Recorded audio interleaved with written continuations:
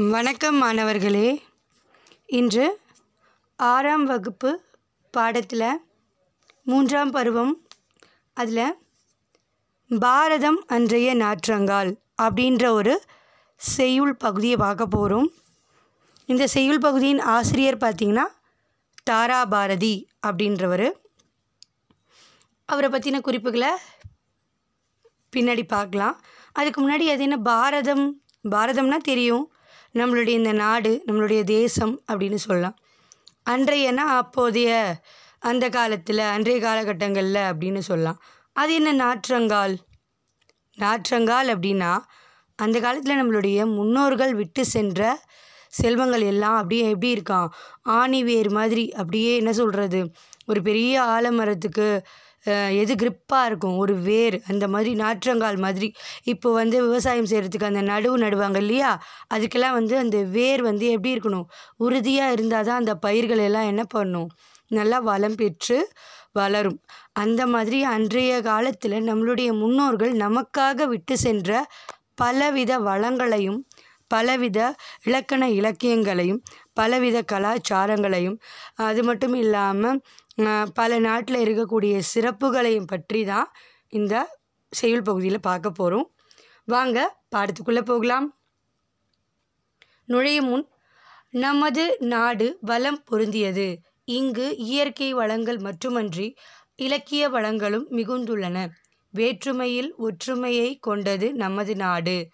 இமயம் முதல் குமரி வரை வாழும் இந்தியர்கள் அனைவரும் உணவு, உடை, மொழி, நாகரீகம் ஆகியவற்றால் வேறுபட்டு இருந்தாலும் உணர்வால் ஒன்றுபட்டவர்களே. தேசிய ஒருமைப்பாட்டை போற்றும் பாடலை அறிவோம் வாருங்கள். அதனால நம்மளுடைய மக்கள் என்ன இருக்குது, நம்மளுடைய இந்த தேசத்தில் பார்த்திங்கன்னா பலவித மொழிகள், பலவித கலாச்சாரங்கள், எல்லாத்துலேயும் நம்ம வேறுபட்டு இருந்தாலும் நம்ம எல்லாத்துலேயும் எதில் ஆணி வேராக ஊன்றி இருக்கோம் அப்படின்னா, நம்மளுடைய தேசம் அப்படின்ற ஒரு விஷயத்தில் ஒற்றுமையாக நம்ம இருக்கோம் அப்படின்றது தான் இந்த பாடலுடைய பொருள். பார்க்கலாம். முதல்ல பாடலுடைய ஆசிரியர் யார் அப்படின்றது நூல் குறிப்பு பார்த்துடலாம். நூல்வெளி. தாராபாரதியின் இயற்பெயர் ராதாகிருஷ்ணன். கவி ஞாயிறுனா சூரியன், உங்களுக்கு எல்லாருக்கும் தெரியும். கவிதை எழுதுவதில் ஒரு சூரியன் போன்ற ஒரு வெளிச்சத்தை கொடுக்கக்கூடியவர் அப்படின்ற ஒரு அடைமொழி இவருக்கு உண்டு. புதிய விடியல்கள், இது எங்கள் கிழக்கு, விரல் நுனி வெளிச்சங்கள், இது மாதிரியான பல நூல்களை இவர் எழுதி தந்துள்ளார்.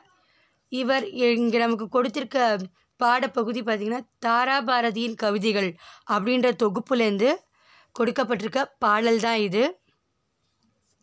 முதல்ல பாடலின் பொருள் பார்த்துடலாம். பூமிக்கு எதெல்லாம் ஒரு பெருமை சேர்க்கிற விஷயமா இருக்குது அப்படின்றத முதல் பத்தியில் சொல்கிறாங்க. பூமியின் கிழக்கு வாசலாக திகழும் நமது இந்திய நாடு பல புதுமைகள் செய்த நாடு. நம்மளுடைய நாடு பார்த்திங்கன்னா பல புதுமைகளை செய்த நாடு அப்படின்றாங்க. முதல்ல சொல்லணுன்னா, பல மதத்தாலும் பல மொழிகளாலும் நம்ம வேற்றுமைப்பட்டிருந்தாலும் இந்தியன் அப்படின்ற ஒரு ஒற்றுமையில் நம்ம எப்படி இருக்கோம், ஓங்கி உயர்ந்து இருக்கும். அதுவே பெரிய சாதனை தான் நம்மளுடைய நாட்டுக்கு. அதுக்கு பலம் சேர்க்கிற விதமாக நம்மளுடைய முன்னோர்கள் நமக்கு கொடுத்திருக்க விஷயங்கள் என்னென்ன அப்படின்றத பார்க்கலாம் வாங்க. திருக்குறள் நமது நாடு அணிந்திருக்கும் ஆடையாக விளங்குகின்றது. உண்மைகளை போற்றும் இந்திய தாய்க்கு மெய்யுணர்வே மேலாடையாக விளங்குகின்றது.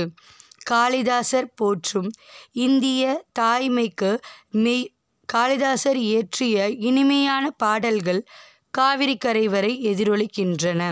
காளிதாசர் அப்படின்னு சொல்லக்கூடிய ஒரு வடமொழி எழுத்தாளர் எழுதி கொடுத்த ஒரு கவிதை நூல் நமக்கு என்னவா இருக்கான், காவிரி கரையில் கங்கை ஓடுறது அப்படியே எதிரொலிக்கிற மாதிரி இருக்குது. கம்பரின் அமுதம் போன்ற கவிதை வரிகள் எப்படி இருக்காங்க, கங்கை ஆற்றில் ஓடக்கூடிய அலைகளின் இசை போல நமக்கு இருக்குது. குமரிமுனை ஆகிய கன்னியின் கூந்தலுக்காக காஷ்மீரத்து மலர்கள் மாலையாக தொடுக்கப்படுகின்றன.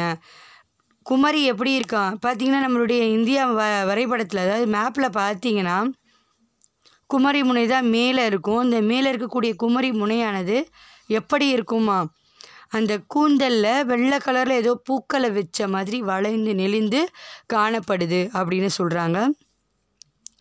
மேற்கே தோன்றும் நதிகள் கிழக்கு எல்லை வரை பாய்ந்து நன்மைகள் விளைவிக்கின்றன. புல்வெளிகள் எல்லாம் பூக்கள் மலர்ந்து பொற்காலமாக புன்னகை புரிகின்றன. அதாவது புல்வெளிகள் எல்லாம் நமக்கு என்ன இருக்கான், பச்சை பசேல்னு பட்டாடை உடுத்தி எப்படி இருக்கான், அப்படியே பசுமையாக நமக்கு புன்னகை அசிரிச்சு காணப்படுது அப்படின்னு சொல்கிறாங்க. இவ்வளோ வளங்களையும் பொருந்தியது நம்மளுடைய இந்திய நாடு தான், அதில் கண்டிப்பாக சந்தேகமே கிடையாது. அது மட்டும் இல்லாமல் இயற்கை வளங்களோடு இல்லாமல் நம்மளுடைய செயற்கையாக கல்லில் செதுக்கிய சிற்பங்கள் யாவும் காவிய கலைக்கூடமாக காட்சி தருகின்றன. நம்ம ஏற்கனவே மகாபலிபுரம் பற்றிலாம் படிச்சிருப்போம் இல்லையா, போன செமஸ்டர்லாம் படிச்சிருப்போம். மகாபலிபுரத்துலலாம் இருக்கக்கூடிய அந்த கற்சிலைகள், கற்கோவில்கள், ராஜராஜ சோழனுடைய அந்த தஞ்சை பெரிய கோவில் பற்றியெல்லாம் படித்தோம் இல்லையா. அந்த கோவில்களில் இருக்கக்கூடிய சிற்பங்கள் போன்ற சிற்பக்கலைகள் கூட நம்மளுடைய நாட்டில் எப்படி இருக்கா, மிகுந்து காணப்பட்டிருக்கு. அள்ள அள்ள குறையாத அமுத சுரபியாக அன்னை பாரத நாடு திகழ்கின்றது. நம் நாடு பிற நாட்டு மக்களின் பசியையும் போக்கி வருகின்றது. அறத்தின் ஊன்றுகோலாக காந்தியடிகளின் அகிம்சை என்னும் சிறிய கைத்தடி விளங்குகின்றது. இது எல்லாத்தையும் நம்மளுடைய நாட்டில் நம்ம இப்போ வரைக்கும் பின்பற்றி வர்றதுக்கு ஒரு காரணம் காந்தியடிகளுடைய அந்த கைத்தடி நம்மளை எப்படி இருக்கான் வழி நடத்தி கொண்டு வருது. அவர் கொடுத்த அந்த அகிம்சை, அதாவது நான் வைலன்ஸ் அப்படின்னு சொல்லக்கூடிய அந்த அகிம்சையை நம்ம என்ன பண்ணுறோமா, முடிஞ்ச அளவுக்கு பின்பற்றி கொண்டு தான் வரும். அதில் ஒரு சந்தேகமும் கிடையாது. வாங்க அடுத்தபடியாக பாடலை பார்த்துடலாம். இந்த பாடலில் பார்த்தீங்கன்னா